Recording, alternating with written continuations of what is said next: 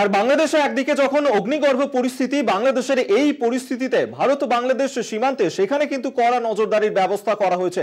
এই মুহূর্তে আপনাদেরকে দুটি জায়গার ছবি দেখাবো। একদিকে পেট্রোপোল, সেখান থেকে আমাদের সঙ্গে দেবাশিস মন্ডল আমাদের সঙ্গে থাকবেন প্রতিনিধি, অন্যদিকে নদিয়ার হৃদয়পুর, সেখান থেকে সন্তু সাহা আরেক প্রতিনিধি আমাদের সঙ্গে রয়েছেন।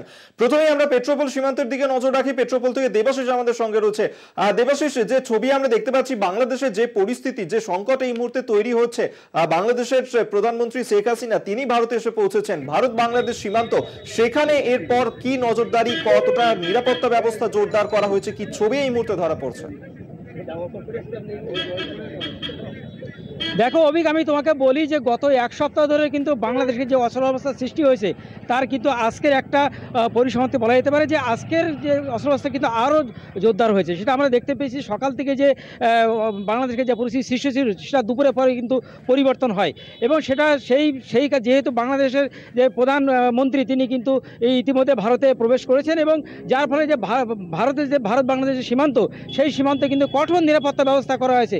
যদিও আমরা ভারতীয় সীমান্তে দাঁড়িয়ে রয়েছে, কিন্তু আমাদের দেশের কিছু কিছু নিরাপত্তার কারণে আমরা কিন্তু সব কথা বলতে পারবো না। কিন্তু এই মুহূর্তে আমরা যেটা দেখেছি, সন্ধ্যের নাগাদ যেটা কঠোরভাবে নিরাপত্তা ব্যবস্থা করা হয়েছে, বিএসএফ এবং তাদের যে আনাগোনা এবং যেভাবে চেকিং করা হচ্ছে, এবং 6টার সময় আমরা দেখেছি গেট বন্ধ হয়ে গেছে। বেশ কিছু যাত্রী তারা বাংলাদেশে যাওয়ার চেষ্টা করে কিন্তু যেতে পারেনি। আবার বাংলাদেশ থেকে যারা যাত্রী এসেছে তাদের সঙ্গে আমরা কথা বলেছি, কিন্তু একদিকে যেমন পেট্রোপোল সীমান্তে সিকিউরিটি যেমন জোরদার করা হয়েছে, পাশাপাশি স্থানীয় প্রশাসন তারা কিন্তু সমস্ত দিকটা নজর রেখেছে। আমি তোমাকে অবশ্যই বলি, আমি এই মুহূর্তে পেয়ে গেছি, যেহেতু বনগাঁ পেট্রোপোল সীমান্ত বনগাঁ শহরের মধ্যে রয়েছে, বনগাঁ শহরের যে চেয়ারম্যান গোপাল শেঠকে আমি পেয়ে গেছি। আমি গোপালদাকে একটু শুনে নেব। গোপালদা, একটু আপনি তো এই বনগাঁ শহরে যে শহরটা আপনি দেখছেন আর কি, এখানে তো কী অবস্থা দেখছেন যে আজকের এই পরিস্থিতির ফলে? মেন বিষয় হচ্ছে বাংলাদেশ একটা প্রতিবেশী রাষ্ট্র আমাদের, সেখানে গিয়ে একটা অশান্তির পরিবেশ এবং সেনা অভ্যুত্থান হয়েছে। এখানকার মানুষও একটা হতচকিত হয়ে গেছে। বাংলার মুখ্যমন্ত্রী ইতিমধ্যে ঘোষণা করেছেন কোনো প্ররোচনামূলক কথা বলবেন না, এবং প্রত্যেকে যেন সংযত হয়ে রাজ্য এবং কেন্দ্র একসঙ্গে যে কাজ করবে তার সঙ্গে সহযোগিতা করবে। আমরা এই বিষয়টা আমরা পৌরসভার পক্ষ থেকেও প্রত্যেকটা মানুষের মধ্যে জানিয়েছি, এবং পুলিশ প্রশাসন এলপিআইকে বলেছি বাংলাদেশে প্রচুর ড্রাইভার ঢুকে রয়েছে, সেগুলো যাতে ইন্ডিয়াতে ফেরত আসে তাদের অবিলম্বে ব্যবস্থা করা, এবং বর্ডারে যেসব গাড়ি রয়েছে সেই গাড়িগুলোও যাতে সীমান্তের না রেখে বনগাঁয় যে কালীতলা পার্কিং আছে সেখানে প্লেস করে ওখানে ওই জায়গাটা যাতে সীমান্ত প্রহরাদার যারা আছেন মিলিটারি থাকবে তাদের যেন একটা সুরক্ষার ক্ষেত্রে তাদের কাজ করতে সুবিধা হয়। এ বিষয়ে প্রত্যেকটা প্রশাসনের সঙ্গে আমরা কথা বলছি। আমরা প্রত্যেকটা মানুষ সতর্ক রয়েছি। মাননীয় মুখ্যমন্ত্রী মমতা বন্দ্যোপাধ্যায় যেভাবে বলবেন, এটা আমার দেশের ব্যাপার। আমরা এখন অশোকের স্তম্ভের সামনে দাঁড়িয়ে আছি, আমরা নজর রাখছি। প্রথমেই আমাদের পেট্রোপোল সীমান্ত পেরিয়ে ওপারে যে আমাদের ড্রাইভাররা গেছে তারা গাড়ি সহ যাতে দ্রুত ফেরত আসে সেটার জন্য আমরা প্রশাসনকে বলেছি, এবং ওখানে যেসব 300-র উপরে গাড়ি আছে সেই গাড়িগুলোও যাতে বর্ডার থেকে সরিয়ে নিয়ে যতক্ষণ পর্যন্ত এক্সপোর্ট চালু না হচ্ছে যাই সেই গাড়িগুলো নিয়ে সুরক্ষিত জায়গায় রাখা হয়। একদম।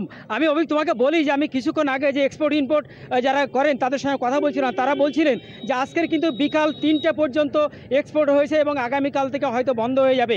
এবং তারা যেটা জানিয়েছেন, এই মুহূর্তে প্রায় 600 ড্রাইভার গাড়ি দাঁড়িয়ে রয়েছে বাংলাদেশ সীমান্তে, এবং তারা যাতে সঠিকভাবে এবং কোনো রকম কোনো অসুবিধা না হয় যে ভারতে ফেরত আসতে পারে, সেই কারণে যিনি এখানে যে ক্লিয়ারিং এজেন্ট রয়েছেন তারা কিন্তু বাংলাদেশ প্রশাসনের সঙ্গে কথা বলছেন যাতে কোনো রকমভাবে ভারতীয় যে সমস্ত ড্রাইভার এবং গাড়ি যারা রয়েছে তাদের কোনো রকম কোনো অসুবিধা না হয়। পাশাপাশি আগামীকাল থেকে যে এক্সপোর্ট ইম্পোর্ট বন্ধ হয়ে গেছে এবং আগামীকাল থেকে চালু থাকবে না, এটা কিন্তু এখানকার যারা এক্সপোর্ট ইম্পোর্ট করেন তারা কিন্তু বলেছেন যতক্ষণ পর্যন্ত বাংলাদেশের স্বাভাবিক পরিস্থিতি না আসে ততক্ষণ পর্যন্ত কিন্তু এক্সপোর্ট ইম্পোর্ট বন্ধ থাকবে। তবে যাত্রী পারাপার কিন্তু এখনও পর্যন্ত চালু রয়েছে, তবে ধীর গতিতে চলছে। বাংলাদেশে কিছু যাত্রী তারা আসছেন এবং এখান থেকে কিছু যাত্রী তারা যাচ্ছেন, এইভাবে চলছে। তুমি আমাদের সঙ্গে থাকো দেবাশিস। এই মুহূর্তে আপনাদেরকে সেই ছবি দেখাচ্ছিলাম যেখানে বাংলাদেশের এই পরিস্থিতির আঁচ যেন ভারতে এসে না পৌঁছায় এবং এখানে যাতে কোনো রকম অশান্তিকর পরিস্থিতির সৃষ্টি না হয়, যার কারণে কিন্তু সীমান্ত যে এলাকা রয়েছে সেই সীমান্তে কিন্তু এই মুহূর্তে কড়া নজরদারি রাখা হচ্ছে, কোথাও কোনো গলদ রাখতে চাইছে না, সেই কারণে কিন্তু বিএসএফ এর সংখ্যাও বাড়ানো হয়েছে। যে ছবি আমরা আপনাদের সামনে আমরা তুলে ধরছিলাম। অন্যদিকে নদিয়ার দিকেও নজর রাখবো। নদিয়ার হৃদয়পুর থেকে সন্তু সাহা এই মুহূর্তে আমাদের আরেক প্রতিনিধি রয়েছেন, সন্তুর কাছে জানবো। সন্তু, এই বাংলাদেশের যে পরিস্থিতি সেই পরিস্থিতির আঁচ যেন ভারতে এসে না পৌঁছায়, সেই কারণে সীমান্তে সেখানে নজরদারি অনেকটাই প্রয়োজন। কি ছবি এই মুহূর্তে ধরা পড়ছে, কতটা নজরদারি সেখানে রয়েছে? একেবারেই দেখো, বাংলাদেশের যে কিন্তু অশান্তি, সেই অশান্তির আজ কোনো রকম ভাবেই কিন্তু যাতে ভারতে এসে না পড়ে তার জন্য কিন্তু কড়া তৎপর ভূমিকা পালন করছে বিএসএফ এর পক্ষ থেকে। ইতিমধ্যে সীমান্তবর্তী এলাকা, আমি যে এই মুহূর্তে দাঁড়িয়ে রয়েছি ভারত বাংলাদেশ সীমান্তবর্তী হৃদয়পুর, সেখানে যে সীমান্ত সেখানে কিন্তু কড়া নিরাপত্তা ব্যবস্থা করা হয়েছে বিএসএফ এর পক্ষ থেকে। ইতিমধ্যে অতিরিক্ত সেনা মোতায়েন করা হয়েছে, হাই অ্যালার্ট জারি করা হয়েছে বিএসএফ এর পক্ষ থেকে। এলাকাবাসীরা দেখো শুধুমাত্র কিন্তু এই যে নিরাপত্তা তা কিন্তু নয়, তার পাশাপাশি একটা সমস্যার কথা বলছেন এলাকাবাসী। তারা যেমনটা জানাচ্ছেন যে সীমান্তে যতটা কড়া নিরাপত্তা ব্যবস্থা করা হলেও কিন্তু এই এপার বাংলা থেকে ওপার বাংলা, তো বাংলাদেশের কাঁটাতারের ওপারে কিন্তু অসংখ্য চাষি যারা কিন্তু চাষ করতে যায় তারা কিন্তু সমস্যায় পড়তে পারেন। তার কারণ তুমি জানো, এখান থেকে বিএসএফ এর অনুমতি নিয়ে কিন্তু চাষ করতে যায় এলাকার চাষিরা। সেখানে কিন্তু যদি সীমান্তবর্তী এলাকায় নিরাপত্তা বাড়ানো হয় সেক্ষেত্রে কিন্তু একটা প্রভাব পড়তে পারে চাষিদের ক্ষেত্রে। তার কারণ তারা ওপার বাংলায় প্রচুর পাট রয়েছে, তারা কিভাবে এভাবে নিয়ে আনবেন, যদি নিরাপত্তা বাড়ানো হয় সেক্ষেত্রে তারা কি করবেন সে কিন্তু নিয়ে কিন্তু চিন্তায় পড়েছেন। তবে বিএসএফ এর পক্ষ থেকে কিন্তু কড়া নিরাপত্তা এবং তৎপরতা ইতিমধ্যে লক্ষ্য করা যাচ্ছে। ইতিমধ্যে অতিরিক্ত বিএসএফ কিন্তু এখানে এসে পৌঁছাচ্ছেন। বিএসএফ এর পক্ষ থেকে একাধিক নিরাপত্তা ব্যবস্থা কিন্তু নেওয়া হচ্ছে। সকাল থেকেই কিন্তু সেই তৎপরতা দেখা গিয়েছে। আগামী দিনেও এই আরো তৎপরতা আরো বাড়বে বলে মনে করে সীমান্তবর্তী ইতিমধ্যে হাই অ্যালার্ট জারি করা হয়েছে। দফায় দফায় কিন্তু তারা আলোচনায় বসছেন কিভাবে এই নিরাপত্তা আরো জোরদার করা যায়। অভিজ্ঞতা একেবারেই তাই। আপাতত ধন্যবাদ জানাবো দুজনকেই। এতক্ষণ সরাসরি হৃদয়পুর সীমান্ত থেকে আমাদের সঙ্গে সন্তু সাহা ছিলেন প্রতিনিধি, তোমাকেও ধন্যবাদ জানাবো। অন্যদিকে পেট্রোপোল সীমান্ত থেকে দেবাশিস মন্ডল আরেক প্রতিনিধি আমাদের সঙ্গে ছিলেন। দুজনকেই ধন্যবাদ জানাবো সঙ্গে থাকার জন্য।